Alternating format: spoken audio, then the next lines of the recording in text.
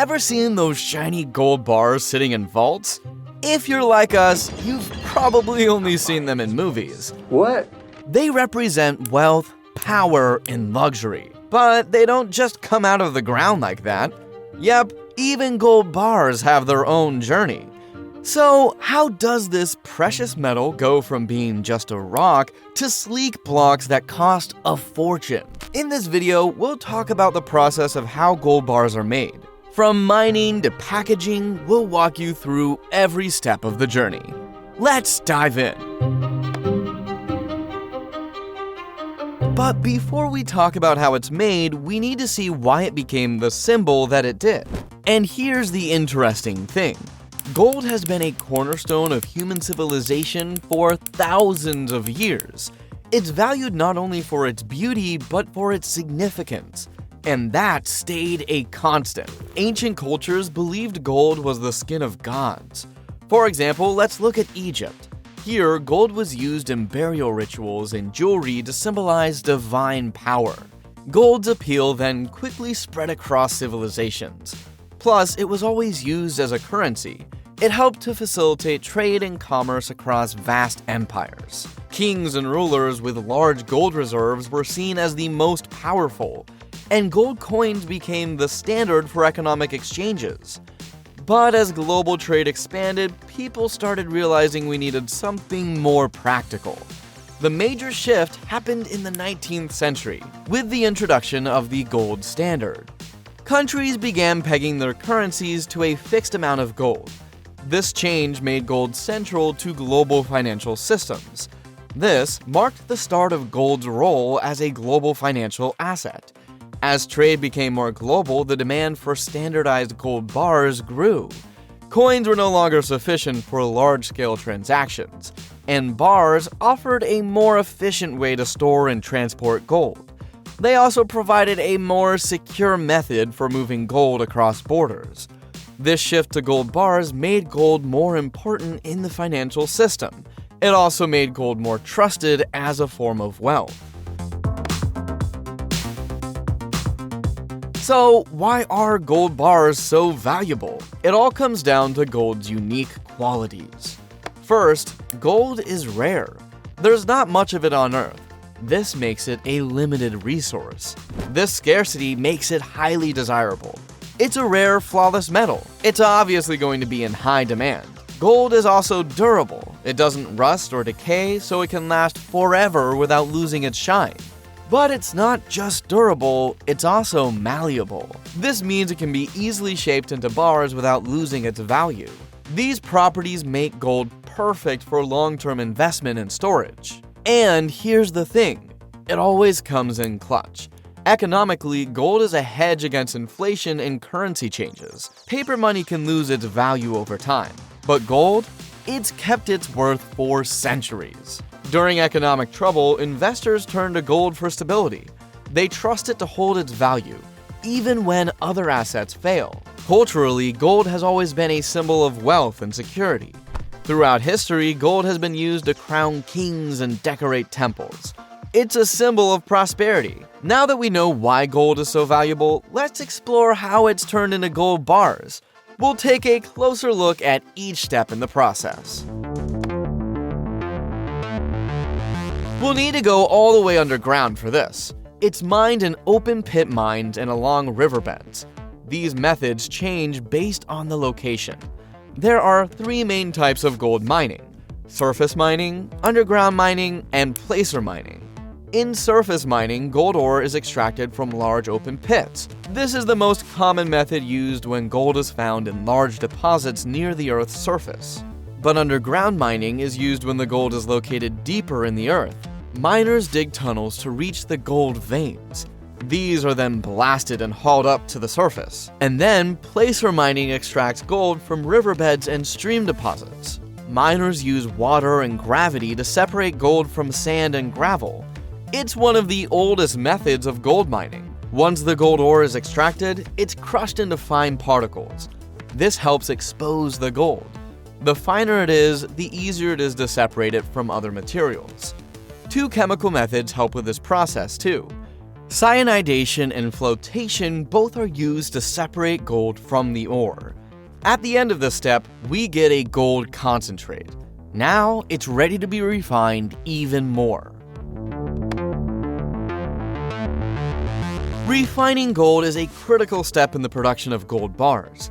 The goal of refining is to remove impurities and achieve high purity, usually 99.5% or higher. Without refining, gold wouldn't meet global market standards. So the process begins with smelting. The gold ore is heated to high temperatures in a furnace. This melts the gold, which allows the impurities to separate. The impurities either burn off or rise to the surface as slag. This process helps purify the gold before refining it even more. At this point, the gold is relatively pure, but it still needs more work to meet the required standard. After smelting, advanced methods are used to achieve the required purity. Two of the most common processes are the Miller process and the Wohlwill process. The Miller process uses chlorine gas to separate impurities. The gold is heated in a high-temperature furnace with chlorine gas. The chlorine reacts with impurities, forming a volatile compound. This compound is easily removed, leaving behind purified gold. This process gives us gold with a purity of around 99.5%. Then there's the Wohlwill process. It's more advanced and uses electrolysis. In this process, gold is dissolved in a gold chloride solution. An electric current is then passed through the solution. This current causes the gold to separate from the impurities. The pure gold settles onto a cathode, leaving the impurities behind. This method can achieve a purity of up to 99.99%, and if you're looking to invest, this is the way to go. After refining, the gold is now free of impurities and ready to be cast into bars. The next step in the process is casting the refined gold into bars.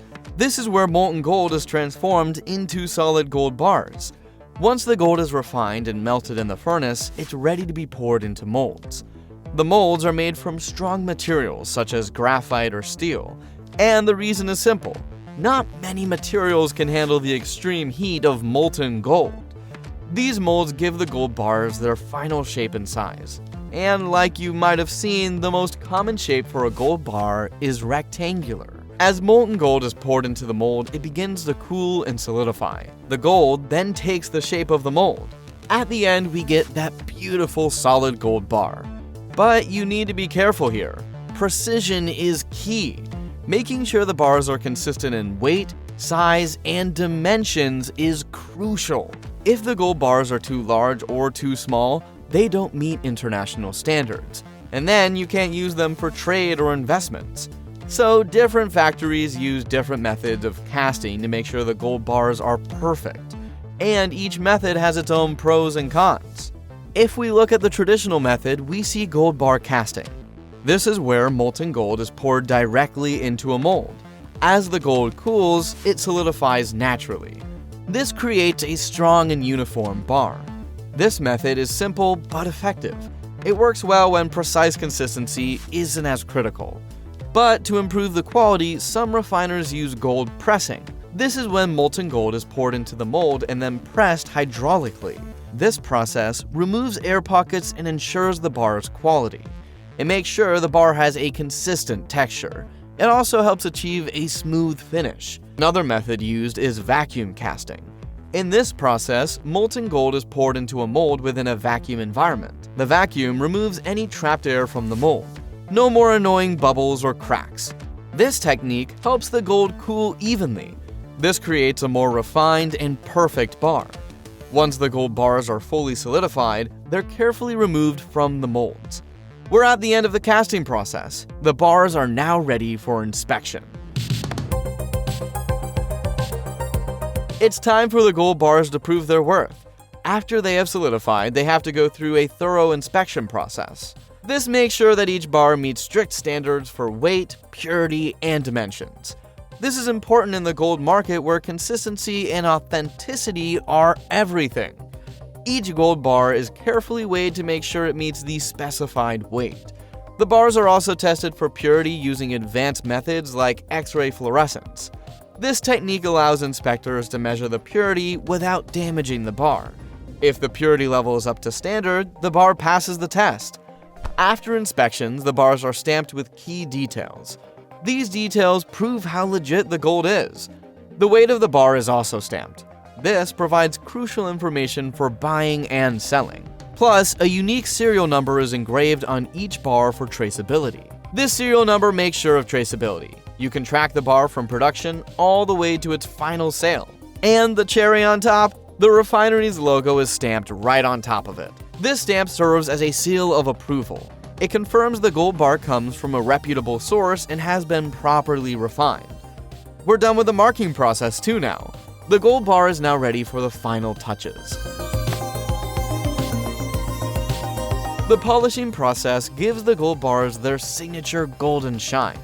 This shine is what makes gold bars so attractive and desirable. It also gives them a smooth, clean surface that's easy to handle and store. After polishing, the bars are carefully packaged to protect them during transport and storage. You need to pack it well so the gold isn't damaged. If it's damaged, it loses its value, and we don't want that. Tamper-proof seals are used to protect the gold bar during transit. They make sure that the bar has not been tampered with. These seals guarantee the bar's authenticity and that it hasn't been altered. Plus, each gold bar is packaged with a certificate of authenticity. This certificate provides proof of the bar's purity and weight. It may also contain details about the refinery where the bar was produced.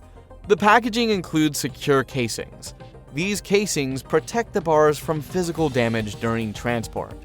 Once packaged, the bars are stored in secure vaults or transported to buyers, central banks, or international markets.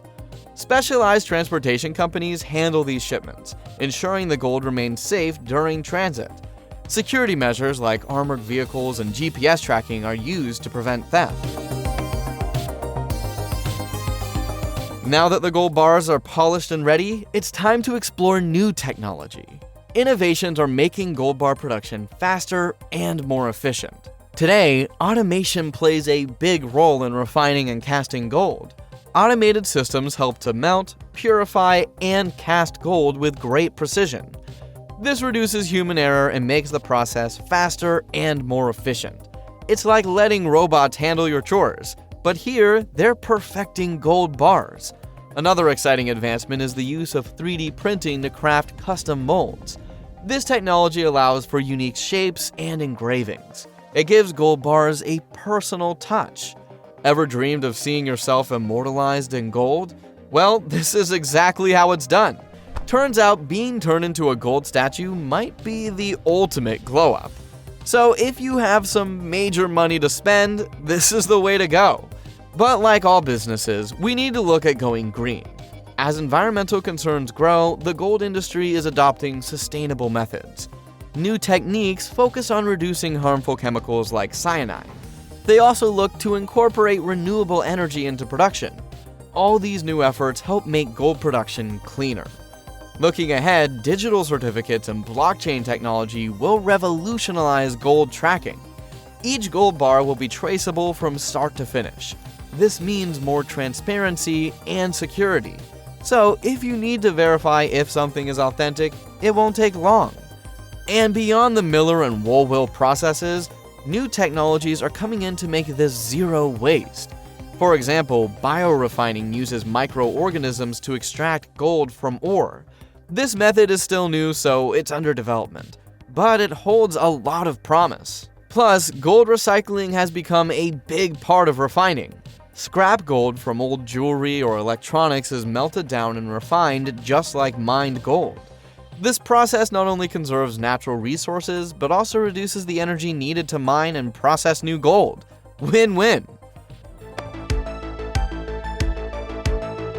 Now that we've explored the innovations in gold bar production, let's zoom out a bit and look at the big picture.